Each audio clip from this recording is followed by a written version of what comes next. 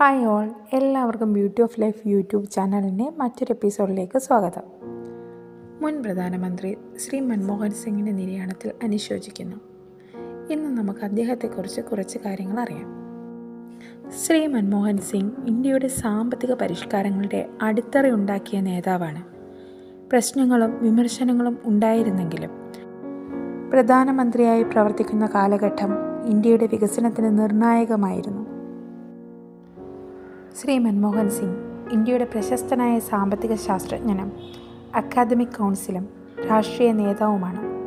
2004 മുതൽ 2014 വരെ ഇന്ത്യയുടെ 13ാം പ്രധാനമന്ത്രിയായിരുന്ന അദ്ദേഹം ഇന്ത്യയുടെ സാമ്പത്തിക ലിബറലൈസേഷൻ്റെ രൂപരേഖ പ്രാപ്തമാക്കുകയും 90കളിലെ സാമ്പത്തിക പ്രതിസന്ധിയിൽ നിന്ന് ഇന്ത്യ ഉയർത്തുകയും ചെയ്ത മഹത്തായ പ്രവർത്തനങ്ങൾക്ക് ചുക്കാൻ പിടിച്ചു.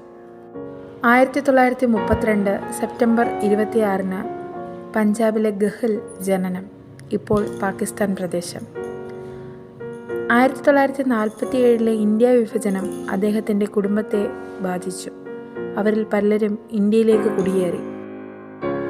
പഞ്ചാബ് യൂണിവേഴ്സിറ്റിയിൽ നിന്ന് ബിരുദം, കേംബ്രിഡ്ജ് യൂണിവേഴ്സിറ്റിയിൽ നിന്നും ഫസ്റ്റ് ക്ലാസ് ഓണേഴ്സ് ബിരുദം നേടി, ഓക്സ്ഫോർഡ് യൂണിവേഴ്സിറ്റിയിൽ നിന്ന് ഡോക്ടറേറ്റ്, പഞ്ചാബ് യൂണിവേഴ്സിറ്റിയിലും ഡൽഹി സ്കൂൾ ഓഫ് എക്കണോമിക്സിലും അധ്യാപകനായി ജോലി ചെയ്തു. അന്തർദേശീയ ധനനിധി IMF, UNCTAD തുടങ്ങിയ അന്താരാഷ്ട്ര സംഘടനകളിൽ പ്രവർത്തിച്ചു. സാമ്പത്തിക കാര്യങ്ങളിൽ ഗവൺമെൻറ്റിനുള്ള ഉപദേഷ്ടാവായി ഇന്ത്യൻ സാമ്പത്തിക നയങ്ങൾ രൂപപ്പെടുത്തുന്നതിൽ പ്രധാന പങ്ക് വഹിച്ചു.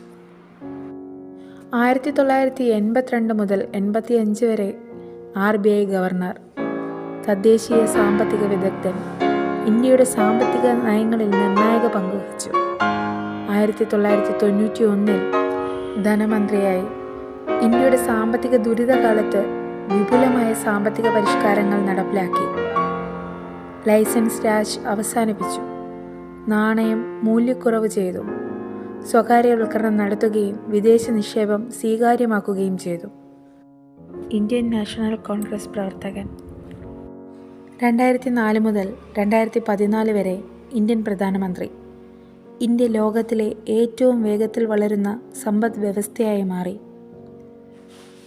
MGNREGS, ഗ്രാമപ്രദേശങ്ങളിൽ തൊഴിലുറപ്പ്. വിദ്യാഭ്യാസ അവകാശ നിയമം നടപ്പിലാക്കി. ഇന്ത്യ US ആണവ കരാർ. അടിസ്ഥാന സൗകര്യ വികസനം, റോഡുകൾ, റെയിൽവേ, വൈദ്യുതി നിലയങ്ങൾ എന്നിവയിൽ വലിയ മാറ്റങ്ങളുണ്ടായി. സാമ്പത്തിക വളർച്ചയെ പിന്തുണയ്ക്കുന്നതിനും നിലവാരമുള്ള ജീവിതം നൽകുന്നതിനും പ്രാഥമിക മികച്ച അടിസ്ഥാന സൗകര്യങ്ങൾ നിർമ്മിക്കലായിരുന്നു ലക്ഷ്യം. 1990കളിൽ ആദ്യം ധനമന്ത്രിയായി അദ്ദേഹം സേവനമനുഷ്ഠിച്ചപ്പോഴാണ് ഇന്ത്യയെ ആഗോള വിപണിയിലേക്ക് തുറക്കാൻ ആവശ്യമായ വിപുലമായ സാമ്പത്തിക പരിഷ്കരണങ്ങൾ നടപ്പിലാക്കിയിരുന്നത്. 6 മുതൽ 14 വയസ്സ് വരെ എല്ലാ കുട്ടികൾക്കും പ്രാഥമിക വിദ്യാഭ്യാസം ഉറപ്പാക്കുന്ന നിയമം, വിദ്യാഭ്യാസ അവകാശം, RTE, ഭക്ഷ്യസുരക്ഷാ പദ്ധതി, ദരിദ്രർക്ക് കുറഞ്ഞ വിലയിൽ ഭക്ഷ്യധാന്യങ്ങൾ നൽകുന്ന പദ്ധതി, ഇവയെല്ലാം പ്രമുഖ സാമൂഹിക പദ്ധതികളാണ്. ഡൊമസ്റ്റിക് വയലൻസിനെതിരെ 2005 സ്ത്രീ സംരക്ഷണ നിയമം പാസാക്കി. ഗ്രാമീണ ആരോഗ്യ പരിഷ്കരണത്തിനായി national rural health mission NRHM നടപ്പാക്കി. പ്രതിസന്ധികളും വിമർശനങ്ങളും നേരിടേണ്ടി വന്നിരുന്നു. 2G spectrum case, coal allotment case തുടങ്ങിയവ ഇതിൽപ്പെടുന്നു. മൻമോഹൻ സിംഗിൻ്റെ നേതൃത്വത്തിൽ ഇന്ത്യ 7 to 8% ശരാശരി സാമ്പത്തിക വളർച്ച നേടി. ഇന്ത്യയെ ലോകത്തിലെ 2ാമത്തെ വലിയ വാണിജ്യ വിപണിയായി പരിണമിപ്പിച്ചു.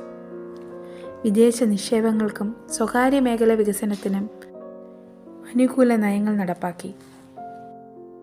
നിസ്സംശയം പറയാം, മൻമോഹൻ സിംഗ് ഇന്ത്യയുടെ സാമ്പത്തിക പരിഷ്കാരങ്ങളുടെ അടിത്തറ ഉണ്ടാക്കിയ നേതാവ് തന്നെയാണ്. അന്ത്യപുഷ്പാഞ്ജലി.